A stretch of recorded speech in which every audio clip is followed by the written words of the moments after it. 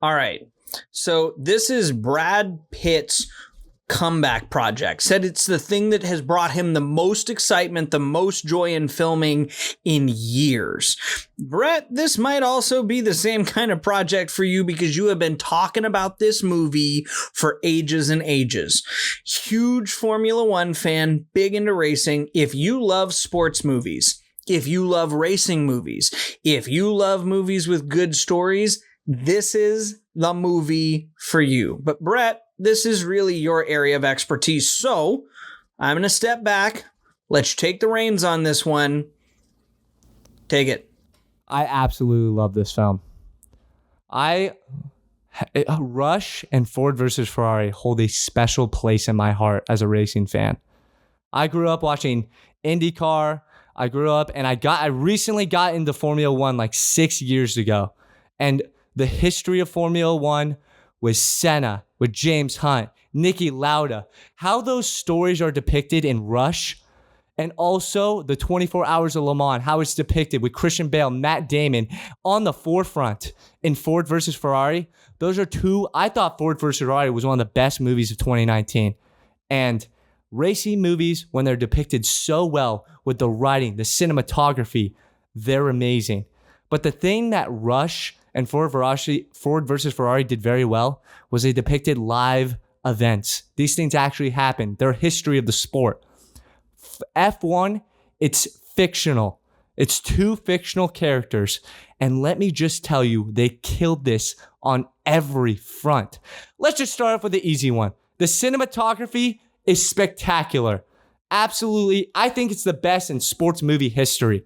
When you were watching the 2024 season last year, you could see Brad Pitt. They're doing the shots. But when you see the Formula One car and the cameras that they have on the Formula One car as they're driving, it doesn't look like they're going fast in real life. But realistically, they're going about 120 miles per hour. They're really pushing the pace.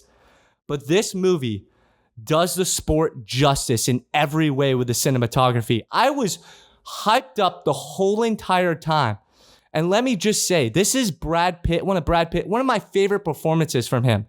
I mean, we obviously love him as an actor. He's had multiple award-winning performances, 7 Fight Club. But this is on another level because I think going forward, Apple is going to make so much content of this series and of F1. And that's why I'm so hyped about it. It did the movies justice. We talk about the movies need to be an experience. Guess what? The movie theater was packed and it was an experience. Everybody was locked into this movie. We talked about in the last podcast how in Jurassic World, people were talking, people didn't care, people were on their phones, this and that. I didn't see a single person on their phone because of the tension, of how hyped this movie was. The cinematography was spectacular. I mean, I want to talk about everything. And as a non-racing fan, when Gavin walks out of the theater and goes, I didn't understand a lick of Formula One, that movie was amazing. It does it justice. I loved it every single bit. The writing, the character development, Sonny Hayes and Joshua Pierce, the rivalry was amazing. I could not explain to you enough. When we talk, Gavin always talks about character development, how it has to be an overarching circle, how it has to be brought back, how it has to be from beginning to end. I need to see a character grow. Joshua Pierce is the definition of character development. It was amazing. And Sonny Hayes was the perfect role model for this lad. It was amazing. The movie was awesome. I would love to hear your perspective. And one more thing I would like to add. The fact that everyone was nervous. They're like, I just don't want to see the racers act. I don't want to see them say any lines or do anything cringe because the sport itself is dramatic. It's epic. And the cinematography portrays that perfectly. But the fact that the two fictional characters were the main part of the story and that the racers themselves, who were a part of the story, they were part of the shots, but they were just the pawns. And Sonny Hayes and Joshua Pierce are the chess pieces that move this movie forward. It's amazing. They use real life simulators. The team involvement is so realistic. It's a great portrayal of the sport. I loved every second of it. I think if you're not a Formula One fan, you'll still love the movie. The movie theater was packed for a reason. I thought this movie did a justice to the sport. And truly, Gavin didn't know who he was, which is fine. Lewis Hamilton, 7-time world champion, probably the greatest racer of all time. Probably behind Schumacher. If you want to debate about it, you can debate about it. But Lewis Hamilton having his hands on the writing and how this movie was going to be portrayed did this movie wonders. Sports movies, if you have any advice from F1, have a person that's an expert in the field judge the writing, judge how it's being portrayed, judge how it's being shot. You can just tell that he had his fingerprints all over this film, and I am so happy that he did because the movie was spectacular. I loved every second of it, thought Brad Pitt killed it, and I would love to hear your perspective on it, on what you thought about the writing, about the movie itself, the storytelling, because it was entertaining from start to finish. There's my rant. I loved every second of this movie. It delivers on every single front. As a racing fan, I'm proud. I'm proud of this movie. I agree. I mean, this movie is fantastic. And as you said, I don't know anything about Formula One. In fact, I'm not a huge racing fan of any genre of the sport. So my knowledge for racers, its history, its anything is low. I'm not going to be able to, drop any of the names that Brett's dropping or do any of that here. So we'll start with what makes a good movie, the cinematography, the story, and the characters. The cinematography in this movie is not only so engaging and brings you into every single moment of every single race, every single crash, every single difficult moment of training, of, bonding, of character diffusement between the two of them, between Sonny and Joshua. I mean, everything feels like you're a part of it, whether they're in the cars or not in the cars. I mean, as they're crossing the finish line in the epitome of this movie and the fireworks are going off, as guys are celebrating on the podium, as he's celebrating on the podium, everything feels like you're a part of it. And that's amazing because as a sports movie, it can often feel like you're on the outside looking in. And the way that they shot this and the crispness of it and the authenticity of it brings you into those moments with these people. 2, story. The story for this is really fantastic. When you heard that Brad Pitt's going to be playing a Formula One driver and you understand, because not a fan of Formula One, you still understand that these guys are basically, as Brad Pitt says in this movie, piloting a rocket. That's what you're doing. I mean, it's not a secret that these cars are the fastest cars on the planet and that you're basically piloting a rocket on wheels and barely doing that. And you go, Brad's kind of old. How are we doing this? The and then they come it. in. He's killing it. And first of all, he's in amazing shape for his age. Amazing shape for his age. 2, they have the perfect story. He was an F1 driver. He got into a serious accident, and we get just little snippets of it just so you have enough of the story to start. And as it continues, you get little droplets more and more and more, and you figure out that, he's got this plate in his back. He's got screws in there. He went through all this rehab. They told him he might not be able to see or walk or, have any of his extremities access. All these things that get dropped in throughout the movie. And okay, great. So you have an explanation as to how he got into the sport initially. And you figure out that he's basically been roaming around the country and racing in every single sport, chasing the feeling that he had when he's racing. And you go, okay, that's every true sport hero. For the love of the game, whether you're baby. talking about For the football love of the game. or racing or hockey or whatever, for the love of the game. Okay, done. I'm in. And then you get to Joshua Pierce.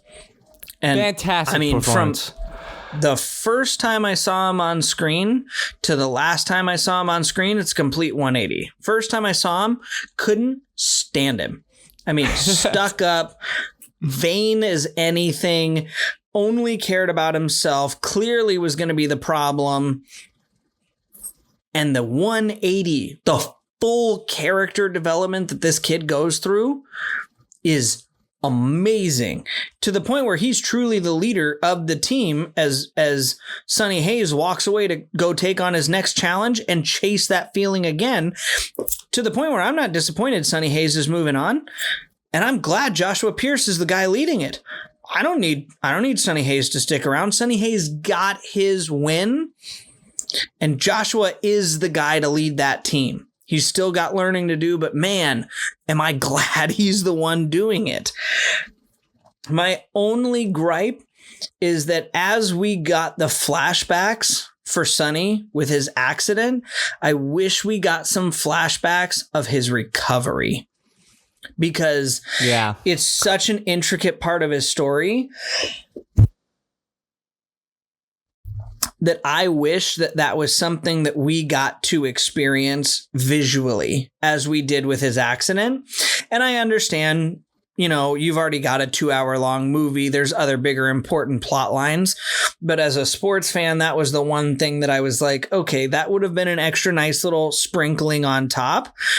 But even without it, his story, his character arc is still amazing, because he went from this gambling, divorced twice, an annulment, drug addict, to Formula One champ at the end of this movie. I mean, amazing. Great story, great character development, great everything. And again, I don't understand a lick of F1. I will probably tune in some next season, because you and this movie has gotten me invested enough that I'll dip my toes a little. But even with no understanding whatsoever, just the main building blocks of it all is really fantastic. And that's not even going into head engineer Kate McKenna, the crew, his old racing partner, the board, or any of these other things. And all of these things just add to the story, add to the good, add to the depth and personality of this movie, which oftentimes, let's be honest with ourselves, sports movies are generally lacking. And this movie doesn't, in every area you want it to succeed, except a couple little I would have liked that. But every area, it's got something that keeps you engaged, keeps you in it, keeps you just plowing forward at 250 miles an hour. And it's fantastic. I loved it. It was the perfect representation of the sport. And to be honest, I think there's a lot of kind of BS I could say about like what happens to me. It's very fictional, but that's what I love about it the most. I mean, when we talk about Formula One as a sport, there are 2 drivers on the grid, and a lot of the times you are not going to see teamwork. There is teamwork in some stages, just so that guys can keep their seat and keep it moving. But I love that they dove into teamwork and how much it takes to be successful in Formula One. And some of the stuff that happens is just absolutely ridiculous. I mean, you do not see 3 cautions or like 2 red flags purposely done by Brad Pitt on a track. I mean, it's just ridiculous. But that's what I loved about it the most. It didn't try to be something it's not. It was like, let's make a good story and let's make it entertaining for the fans. And that's what it did. I mean, the fact that Max Verstappen drives and passes Sonny Hayes and then flips him off while passing him, it's an accurate representation of how Max Verstappen is. And the thing is, you throw in those little tidbits there of like actual racers getting like a moment to shine in the film. It's everyone that is a racing fan is going to laugh. And I mean, I loved the character development that you talked about in this film, like showing Sonny Hayes' background, like showing us, not telling us, not being like, oh yeah, he was a great racer, and then showing. They could have just shown the magazine and been like, okay, that's his backstory. He was a great racer in the 70s and that was it. No, they showed us the crash. They showed us how badly he was hurt. And that makes the comeback story all that much perfect. When you see two friends talk about, like, for example, Javier Bardem is absolutely perfect in this. When he's on the board and he's like the president of the team and he's $350 million in debt, is an accurate represent. Like, this stuff actually happens in the sport. And the way he reacts in the paddock is perfectly represented to how everyone reacts on the team. If you watch the Drive to Survive documentary, you will know what I'm talking about. I mean, the tensions are high in every single race. And these things can happen. Like, one little like spin out and you're done. That's the thing that probably everyone's going to have a nitpick about. Oh my goodness, he spun out. There's no way he would have had a minute and 30-second lap time. But nobody cares about that. Entertain me. And Brad Pitt, the way he talks on the comms, and the way Joshua Pierce and Sonny Hayes interact, it's a perfect representation on like what actually goes down in the sport, in my opinion.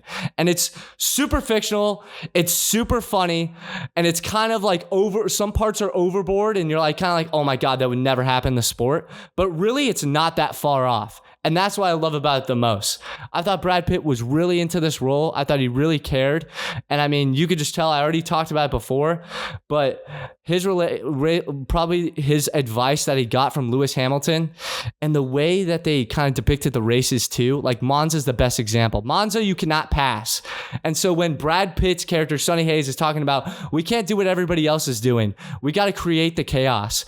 And he is holding everyone back while there's a DRS train and then Joshua Pierce is ahead. Like, that is a real thing that actually happens in the sport. There's been like 2 races this year where everyone's like, oh my God, we're in Monaco and there's a DRS train and people are in the back and then we're just watching basically 2 people race.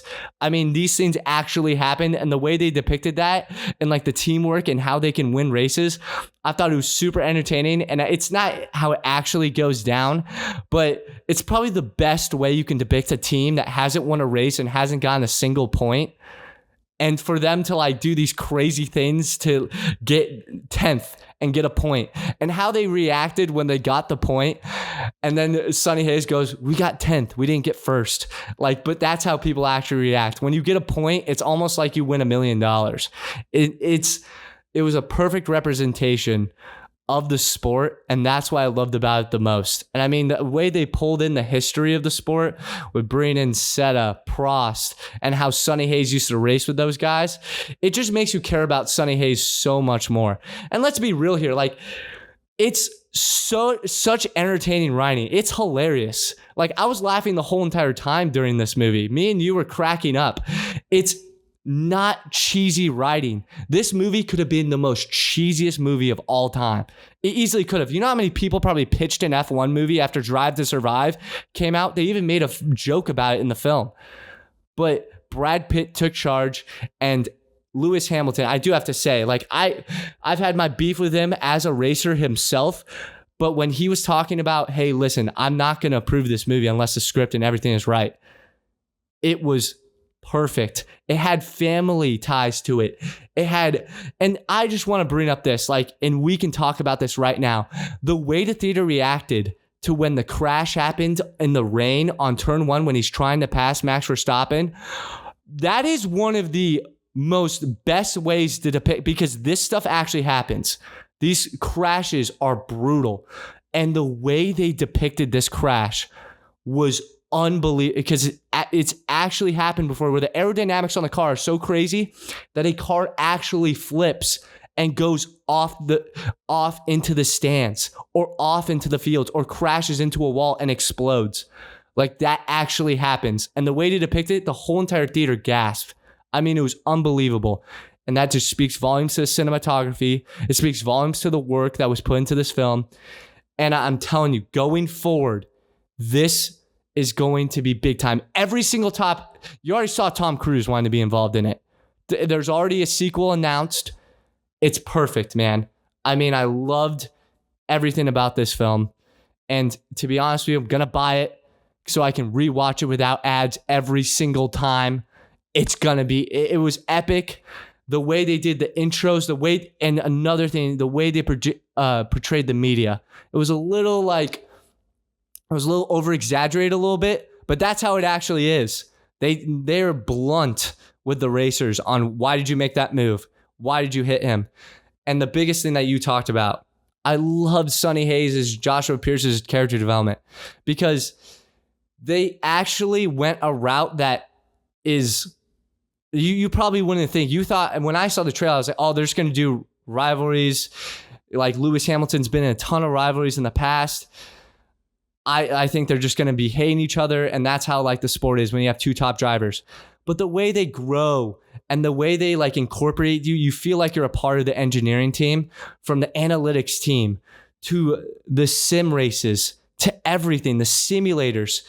And the fact that they used McLaren's headquarters for this movie was unbelievable. I mean, we can talk about it right now. They use McLaren's headquarters is so advanced. They've used it for Andor, for example, because it's so futuristic. It's unbelievable. To be able to get an inside look on McLaren's HQ, it's unbelievable. I loved it so much. They gave us an insight on the sport that we haven't seen we've seen a lot in Drive to Survive, but I feel like they gave us a little bit more with how they test the cars and how much work is put into like being good at the sport.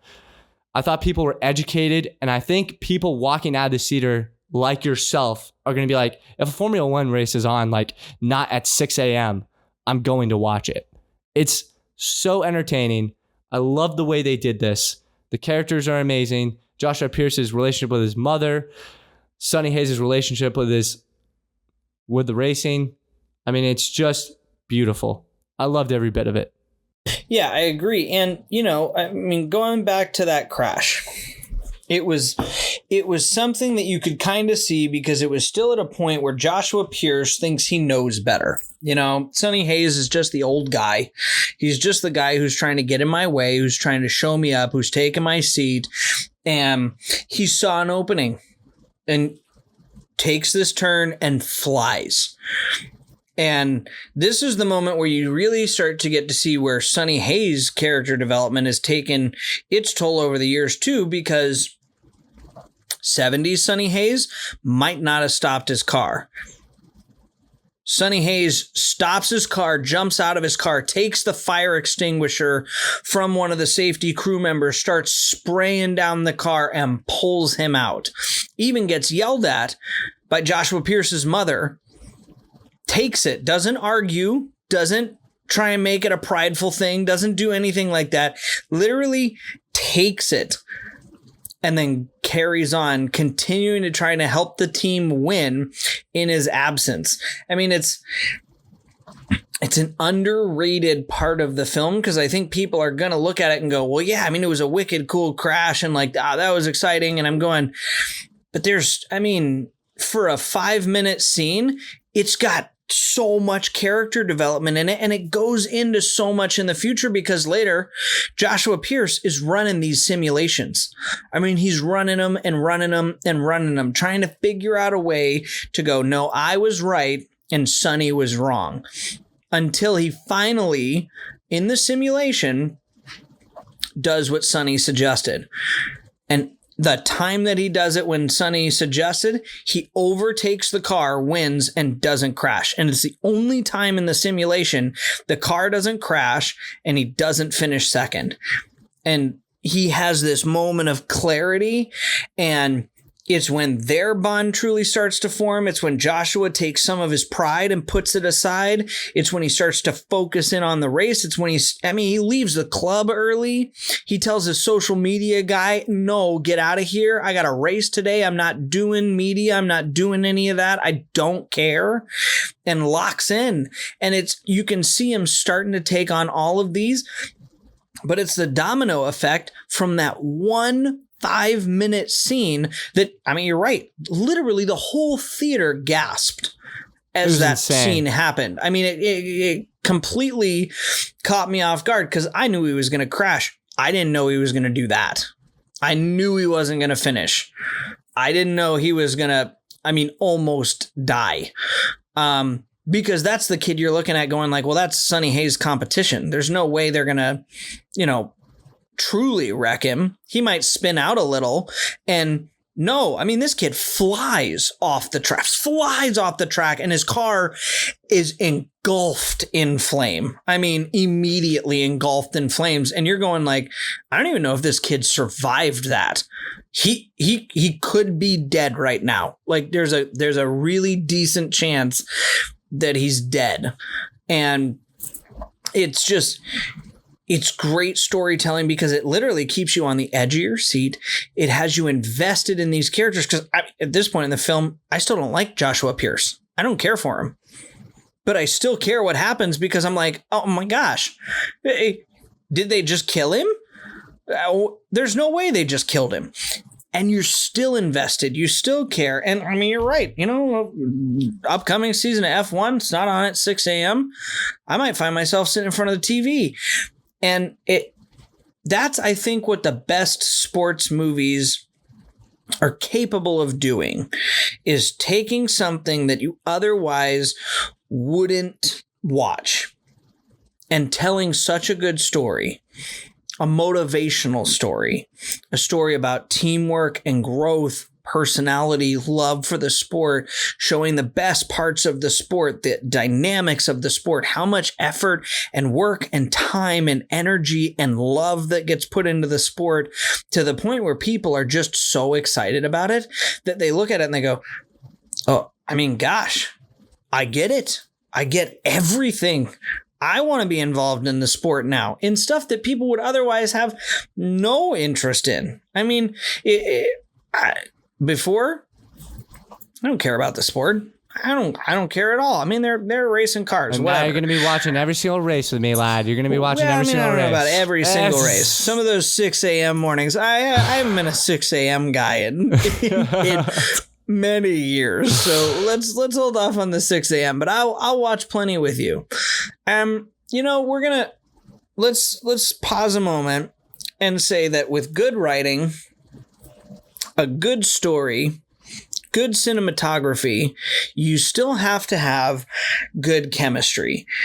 And Brad Pitt and Damson Idris have some of the best chemistry for rivals that turn into a mentor-mentee, that turn into friends in a long, long while. Sports movies are known for this kind of relationship dynamic. So this is not an uncommon kind of storyline, but it takes really good actors. And I did a little IMDb search before we started this and looked up Idris. He's not been in a lot. He's been in a little, but nothing that's huge. Nothing that you look at and go like, oh my gosh, what a project. This is I'm calling it now. This is his breakout film. 100%. He did 100%. Such a good job.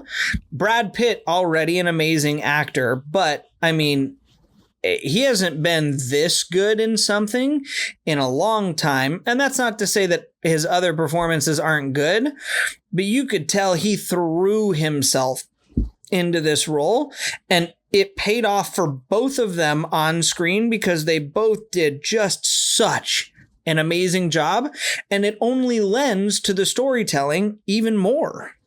And what they did wasn't even that complicated.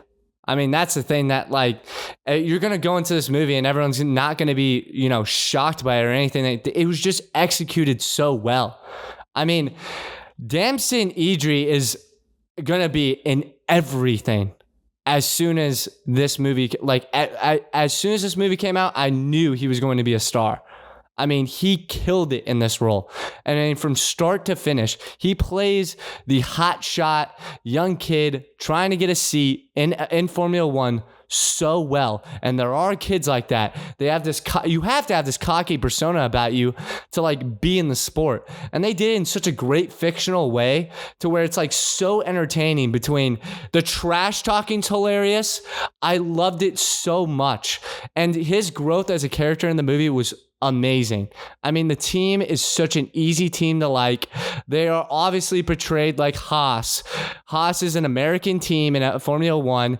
They're cheap as hell. I mean, they're cheap as hell. And when he's doing, the photo shoot with the vacuum, the Dyson vacuum, and he's doing all these cheap, like, media, like, sponsorship things, Haas had to actually do that and Drive to Survive, and they depicted it. It's the funniest thing ever.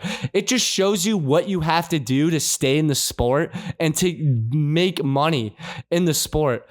And I mean, the way they do the upgrades, the way they show the progression of the team, it's perfect, man. It's so motivational, and I loved every bit of it.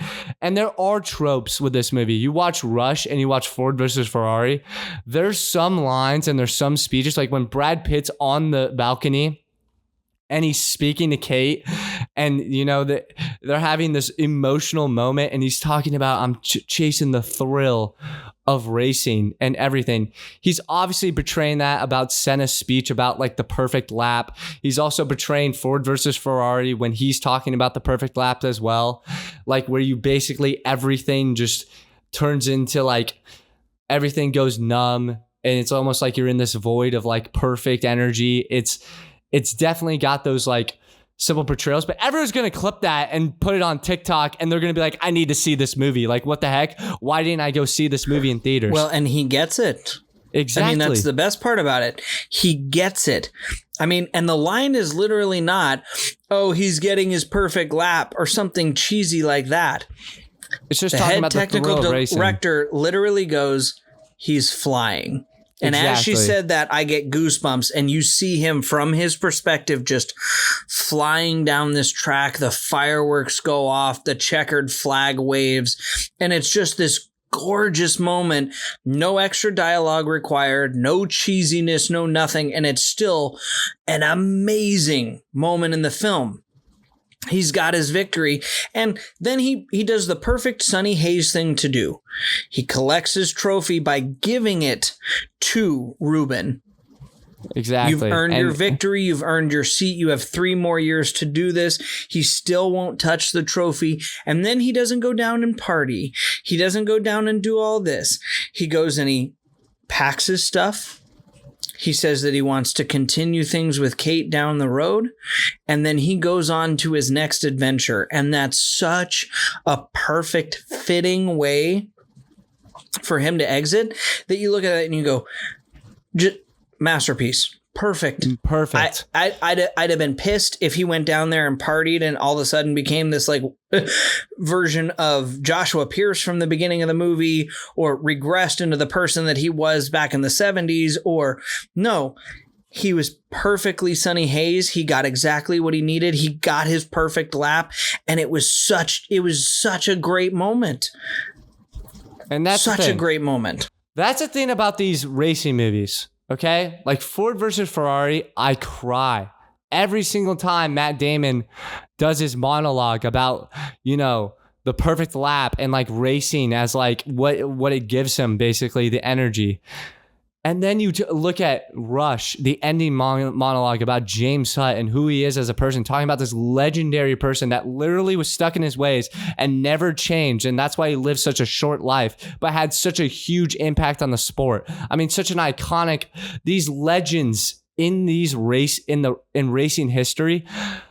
The writing perfectly depicts that.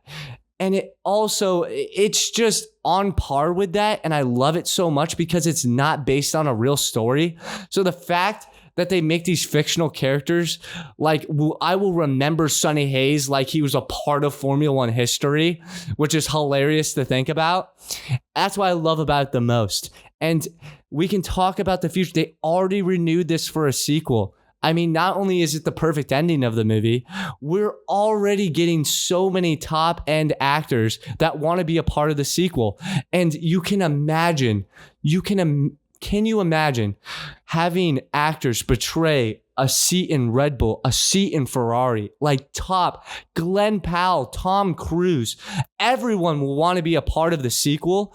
But not only that, the thing that I want the most is a TV show on Formula One. You could do so many things. And so many actors that want to be a part of this franchise going forward, I'm telling you, there's so many options that they have.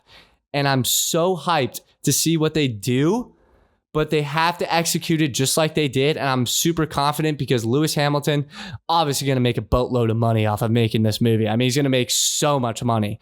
But the fact that he got involved and he's such a creative person with the fashion and everything that goes into being a Formula One racer, the creative freedom that you're going to have going forward, especially with fictional characters, it's going to be amazing. There's so many stereotypes in Formula One.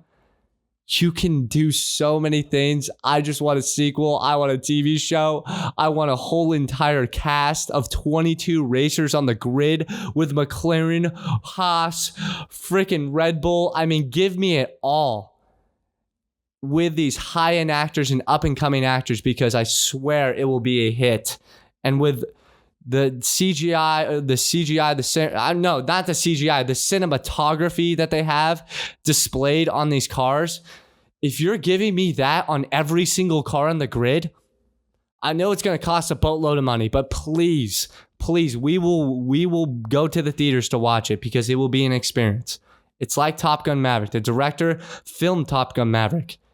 It's going to be a huge thing going forward, and I know they're going to kill the sequel. I know they're going to kill any other project going forward. It's going to be sick, and I just can't wait to see it. I can't wait to see Tom Cruise. I know Tom Cruise is so jealous of Brad Pitt right now because he's actually racing Formula One cars. He's almost getting up to 200 miles per hour. Everything about this I love, and that's what I'm most hyped about, is the future going forward, baby, for Formula One content and fictional characters in the sport. And it's going to be one of the best sports franchises in cinema. I can't wait to see it. Apple, Warner Bros., you got a gem. Please execute it perfectly. I mean, we're kind of perfectly set up for Sonny Hayes versus Tom Cruise. Oh my God.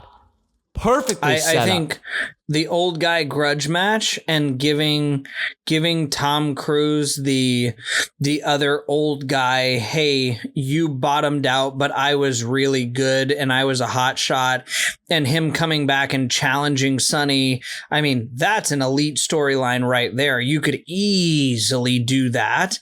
And then, I mean, going off, I don't like Glenn Powell as much as you like Glenn Powell, but you want to bring Glenn Powell in? He has to be. I mean, come on. He's like, then make Glenn Powell one of Sonny's long lost kids. I mean, literally, I don't even know, dude. There's so many good storylines with it, and really the important thing that I want from this franchise, as somebody who's not a massive Formula One fan, let's keep it about the racing. Let's keep it about the characters.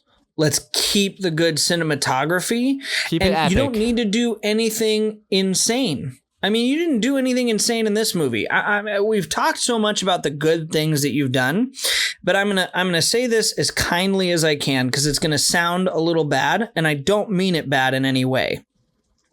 Everything that was done in this film is aggressively simple.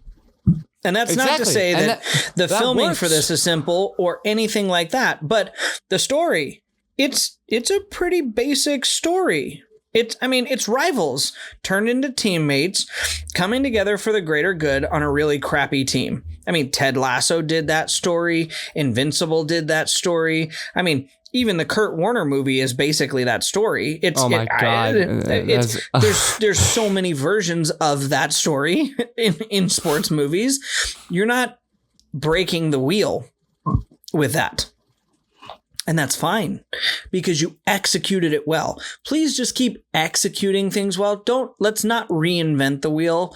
Let's not try and do Fast and Furious. We need to fly cars in space. Let's not just load this up with amazing actors and then, because we've spent so much money on actors, drop out on the cinematography or drop out on the story drop out on the...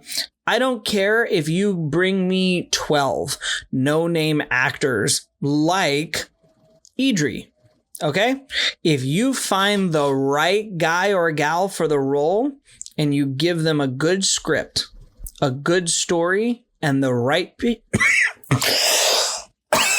excuse me, the right people to influence them, they're going to do a good job with it. And now that's going to be on the audio. There's no way we're fixing that, but that's fine. That's in there forever. That's my crash out. I took the turn too fast. I should have, I flipped my car there. So that's saved it, nailed it. It's fine. I got extinguished. We're good. We're good. But I mean, that's all I want, because this one was so good and it was simple. That's all it was simple. And you don't need to be doing anything crazy. Just keep giving me the simple, good stuff. I mean, sports stories like this are amazing for that exact reason. I want that. I don't need anything else. Okay. Just give me that. That's all I'm looking for. Exactly. And like you said, they already broke barriers with the cinematography. I mean, the way the camera pans and the way they're able to like depict how much G-force is like being abused on these racers is unbelievable. Oh yeah, I mean, it. Listen, don't drop a dime from your cinematography budget, please. Keep those cameras. Every penny. If you tell Tom Cruise that if he wants a big paycheck, then he needs to use some of his last big paycheck to pay for some of the cinematography. Tom, I love you, okay? I would love to see you and Brad racing Formula One cars, okay?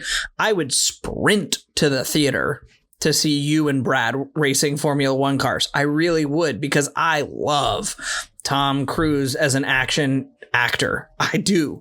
He would kill it.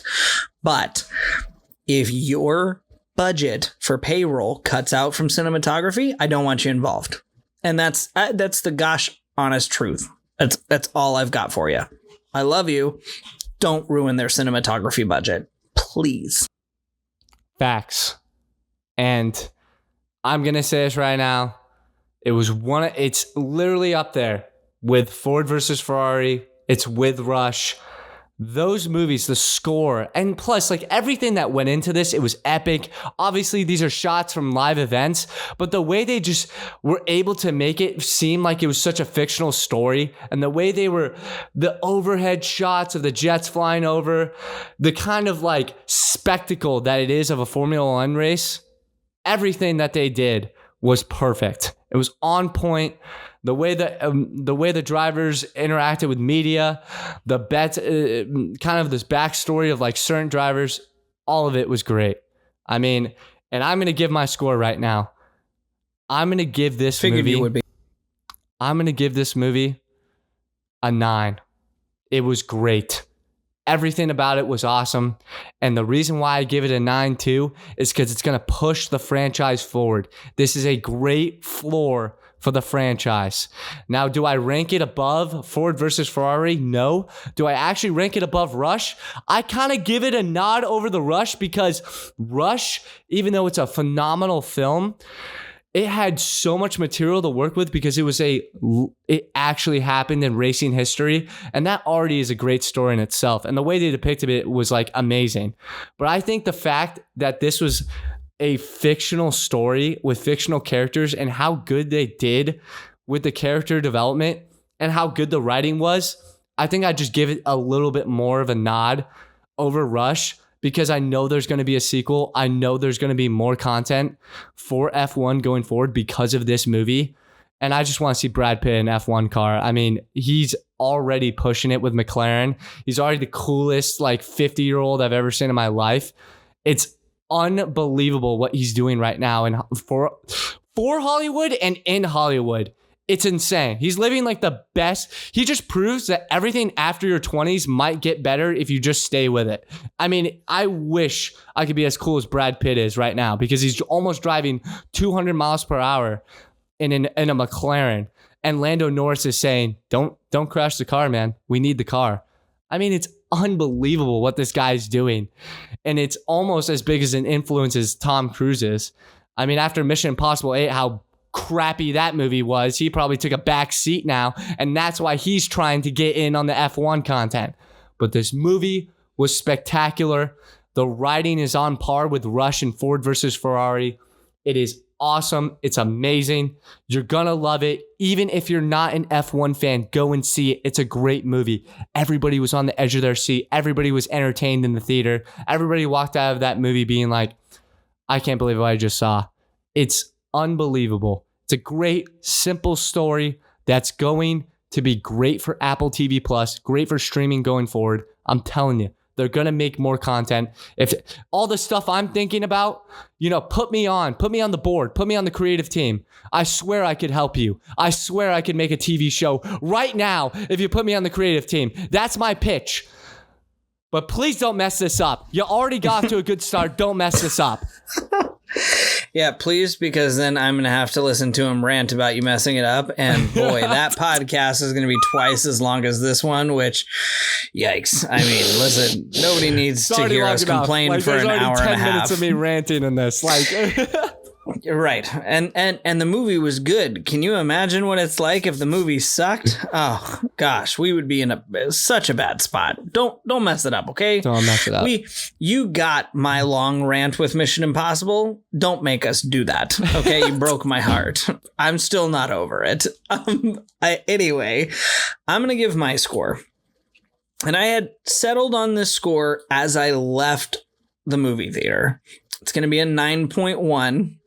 It's my second 9 of the summer. It is fantastic. The things that I wish were a little bit better was I'd like to have seen some flashbacks of Sonny Hayes' recovery. It adds a little bit of extra depth. I feel you. It adds a little bit of extra motivation in that story. It's not a deal breaker, but it gives him some extra depth. I would have also liked to have seen some flashbacks with either of their fathers because they both had issues with losing their dads young. And a little bit more diving into that would have been nice. Again, not an essential for me, but as we're talking about stories and stuff, you started with a really simple story. For your next one, let's just infuse a little bit more of that story in there. And then 3, I'd like some of the cinematography, especially as Sonny's finishing that race. And I know why you didn't make it that huge swell of music, but I wanted that huge swell of music. And the fireworks were great. The cinematography was great. Everything about it still made it so that way it was an amazing scene. But gosh, boy, did I just want something welling up behind him in the form of music that would have just, brought it all together. So there were just a couple moments like that where I was like, a little bit of extra score here would have aided it a little. 100%. Little tiny nitpicks here and there. Still an exceptional movie. As a guy who has never watched a Formula One race in his life and apparently now plans to. So great job. Brad Pitt, amazing job. Keep it up. I'll say one more thing. Score goes to Rush. Writing goes to Ford versus Ferrari. Cinematography goes to F1. It's agreed. That simple. It's if you want to see the best written driving story, go to Ford versus Ferrari. If you want to hear the best score in a racing movie, go see Rush. And if you want to see the best cinematography in a racing movie ever, go see F1. It's that simple. That's like the difference in ranking those 3 movies for me. And if you want to see the best childhood racing movie, go watch Herbie, Fully Loaded. Exactly. There it is. Because that's what it is. I can't believe I just pulled that movie out of the back of my head for the first time in this entire podcast. But yeah, dude, Herbie, Fully Loaded. Love that movie. That little bug. Yeah. Awesome. Can't wait to see Tom Cruise in Formula One sequel. Can't wait to see it. So good. But please do not mess this up. I am loving every second of racing content that I've gotten for the past 10 years of my life. Please just don't mess up the sequel and let's get a show going. Come on, lads. Yeah. And stick with us because not this week, but the week after, we've got Superman this next week. I am actually going to be taking on Megan by myself because I'm letting Brett off the hook on that one. So we'll be doing some of that. Brett's going to be coming at you with his own, with Badlands, and we'll be diving into Moblands. God damn it, Gavin. Moblands. Oh, Moblands. Excuse Come me. on, I'm dude. sorry. I He's gotta really call just you out on mad that. That was because horrendous. Horrendous. he's just mad because I haven't watched the show and it's got Tom Hardy in it. He's got a big man crush on Tom Hardy. Credibility anyway. out the window. We're fake Cine-files. That's what we are. Show name drop. You're welcome. Anyway, Moblands. We're also going to be talking the Odyssey trailer breakdown. We're also going to be talking upcoming horror films that Brett can't wait to not see, like Black Phone 2 and The Conjuring Last Rites. Can I say this too? The horror film the horror film genre is just making this like huge comeback, and I just don't need it right now. I just don't need it. Like, I love it. Brett's having a tough time. He's struggling. Every movie is starting to be a banger. Like, now they're starting to write good stories and like have great character development. And I just can't deal with this right now. Like, to be honest with you, out of the summer, the horror film genre is probably going to take number one out of like all the genre of movies, because we're only going to get one racing movie. It's not going to be. It's not going to be racing. Any more freaking F1 or 24 Hours of Le Mans movies. No, we're not. But the good news is we've got plenty of other good films too, because we've got comedies coming out. We've got Leslie Nielsen's return from the grave and Liam Neeson with The Naked Gun. I'm super excited about that. And of course, we're going to be breaking down every single other thing that comes our way that's worth giving time to. So stick around here, come back, see us on Fake Cine-files, and we'll keep you updated on all the things you did want to know, didn't want to know. And of course, we'll be doing it all uneducated as the Fake Cine-files with absolutely no credibility.